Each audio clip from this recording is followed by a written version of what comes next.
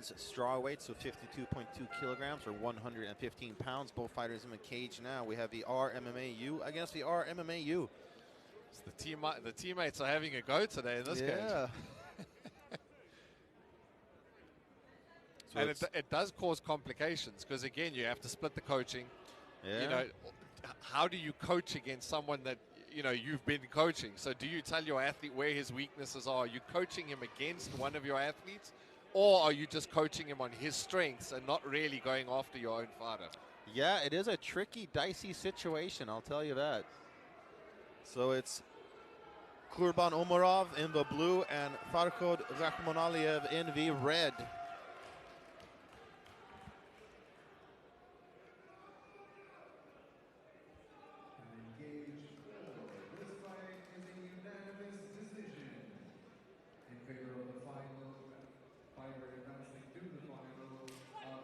All right, here we go. For those of you who have stayed with us here at Cage 3, you will perhaps recognize Kurban Omarov from day 2, where he defeated Juan Pablo Oliveira of Brazil by unanimous decision.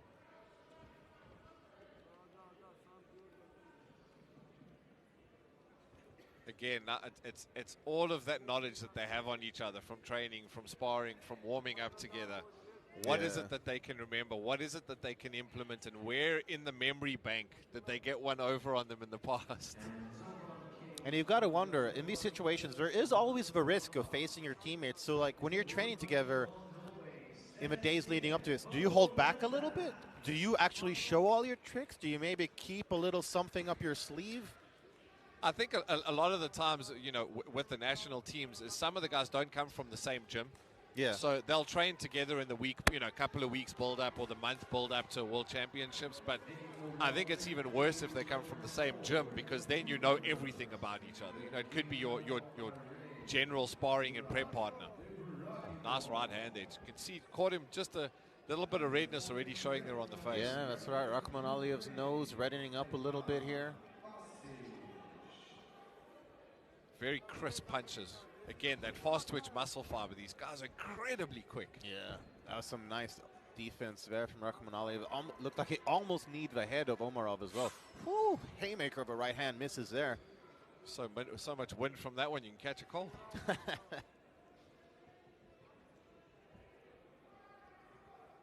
That in and out movement, as I say, is really quick. And when you're moving at that kind of pace, when you throw a jab, it does come with a lot behind it. You know, if you can teach some of the heavyweights to throw jabs like some of the smaller guys, the amount of power they would generate would just be insane. And nice job there from Rachmanaliev.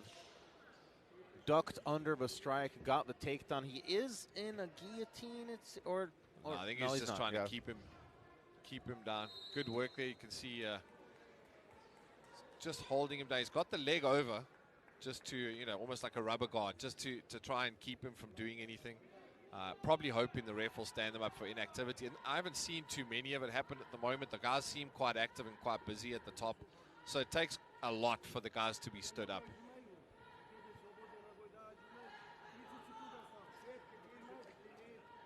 There you can see lets it go back into guard. But he's very active. He's not giving his opponent any time to really think about it. He's staying active. He's moving. He's giving him a lot of different looks, pulling up the rubber guard. You know, the more active you are from the bottom, the less chance you're giving your opponent to strike or really look for submissions. Because on his own, even from the top, he's always trying to figure out what you're doing. And look at that, heel strikes to the upper thigh. Pretty unconventional technique. And kind of a tricky round to score because on the feet, pretty even. And sure, Rachmanaliev, he did get the top position, but it was actually Omarov that was more active on the ground.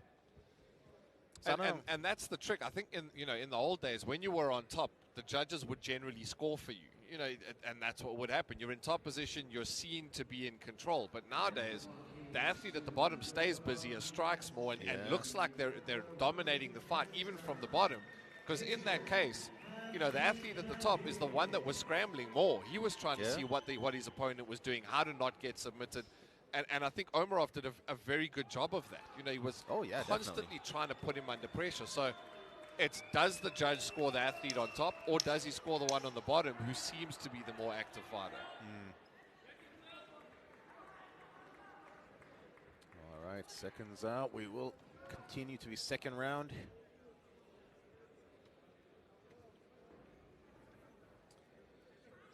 Who will go on to face the reigning champion, Baghdad Zubanish, in the finals at men's strawweight? Either way, the fighter will represent the RMMAU, but will it be Farhod Rahmоналиев in the red or Kурбан Омаров in the blue? And once again, a bit of a tentative start here to the round. Makes sense, but just as you say that, a little bit of a flurry there from Omarov.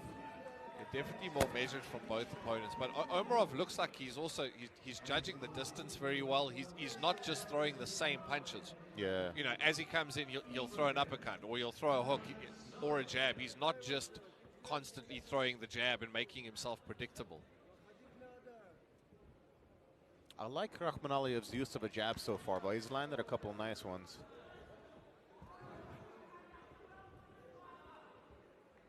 You can see there, Omarov now, you know, lead right, then he throws the hook. It's a lot of different looks, because the more times you do the same thing, the easier you are to read. You know, the guy knows what your reaction is going to be. And once again, Rahmоналиев ducks under the punch, goes for the takedown. Really fighting to keep that top position. There go those knees into the glute. And I got to say, I like what Rahmоналиев did here. He kind of threw out the punch and waited for the counter a couple times until he figured out the timing and then ducked under, went for the takedown. Very nice work. And those strikes to the glute muscle and the hamstring, over time, they just cause so much damage. Well, anybody who in primary school perhaps got a dead leg from their classmates will know that it can be hard to continue after that. But look at this. Oh, jockeying for position.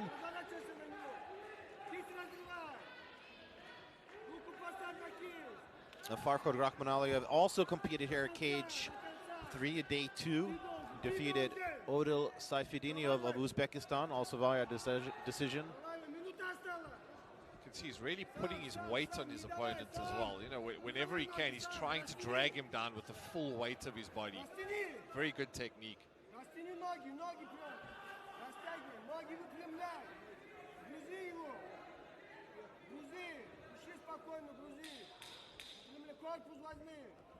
But he just can't get that final, you know, completion of the takedown. He's got the position. He's pushing his opponent into the cage. He just can't get it wrapped around to a double leg where he can sweep the legs out. So it's very good takedown defense here as well. Oh yeah, definitely. I mean, I'd say both fighters just really high level. You can see like Omarov tried to twist him there as they went down. And what Omarov did very well is he kept his weight over his head, so he pushes it onto the back. So when your opponent's on top of you like that, it's very difficult to try pull their legs out to do anything because all of the weight is on top of you as well. Great takedown defense. Not often you see people use that, but it's a very effective way to stop the takedown. Nonetheless, so Rahmоналиев did end up on top, and I feel like all the fights so far have been very close, which makes sense. I mean, you don't get to the semifinals unless you are very skilled. But on the unofficial Jason Van Schalkwyk scorecard, how do you have it after 2 rounds? I think it's Rahmоналиев, I think is probably up on the scorecards if you had to put me in a position.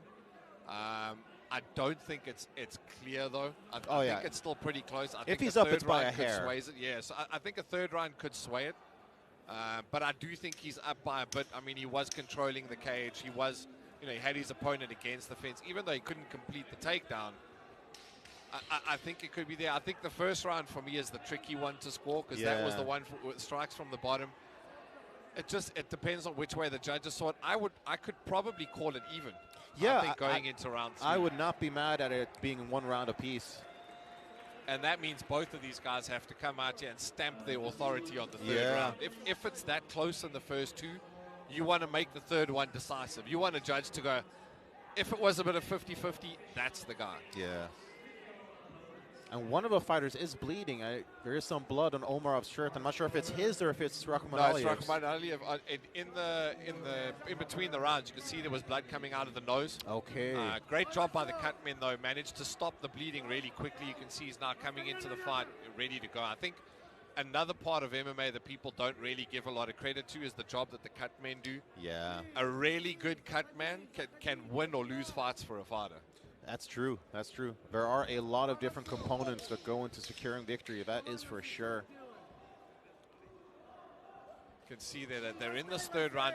And in the same way, one of them could win the fight by doing something really good. A mistake could cost you the fight in the third round. Yeah, you've got to mind your P's and Q's.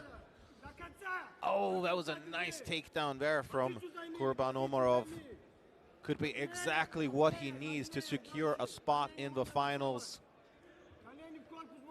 Got very good side control. You can see how heavy those hips are. He's pushing it all the way down to his bone. There you can see him flipping over. Great scrambling. Oh, wow. There's some high-level wrestling right there. Both of these guys have definitely spent a lot of time on the mats. Tends to be the way with fighters from the RMMAU. And the control in scramble is probably the toughest thing you can learn. Because learning position, learning how to control someone, it's a very static thing. To be able to control a scramble is instinct. It's not something you can really learn through technique. It's just learning to control your body and your opponent's way. Guillotine attempt. Guillotine. That looks tight. It looks deep.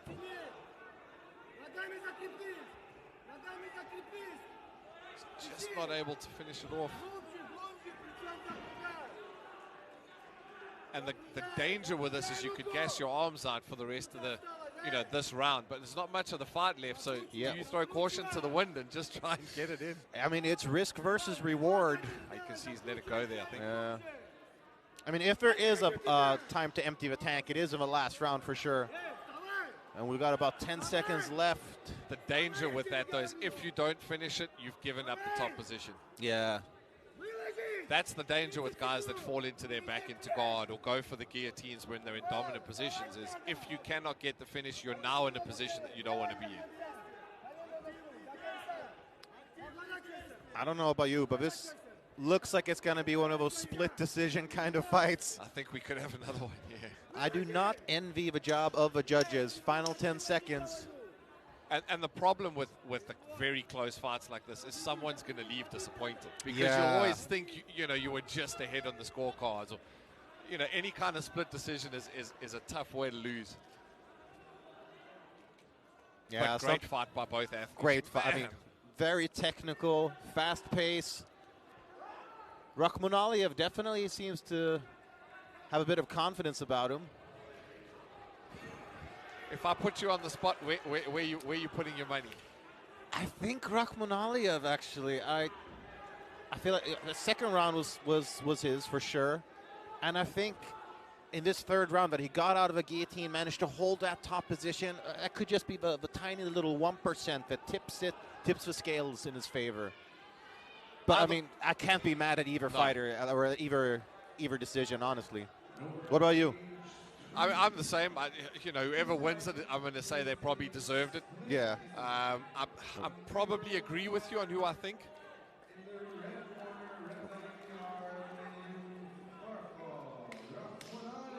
Yeah. All right, there you have it. You might say we predict these things. Well, the judges saw it as a unanimous decision, so I think they gave him round 2 and 3. Yeah, they must have done that. I think that's probably the one. Either that or one of them scored that first round, as we said, where he was on top for most of the round as the dominant position.